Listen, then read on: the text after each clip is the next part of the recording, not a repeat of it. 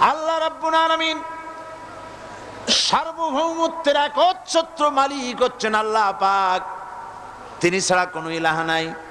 তিনি পরিষ্কার করে বলছেন আল্লাহু লা ইলাহা ইল্লা হুয়াল হাইয়ুল কাইয়্যুম।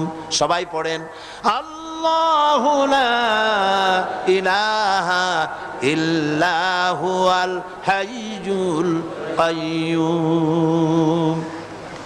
আল্লাহ হচ্ছেন সার্বভৌমত্বের মালিক, তিনি ছাড়া কোনো ইলাহ নাই। এমন একটি আয়াত তাফসীরের জন্য আল্লাহ এনে দিয়েছেন, যেই আয়াতটি বুঝলে পরে দুনিয়াও শান্তি, আখিরাতেও শান্তি। গদি সমস্যার সমাধান হবে, সব সমস্যার সমাধান হবে।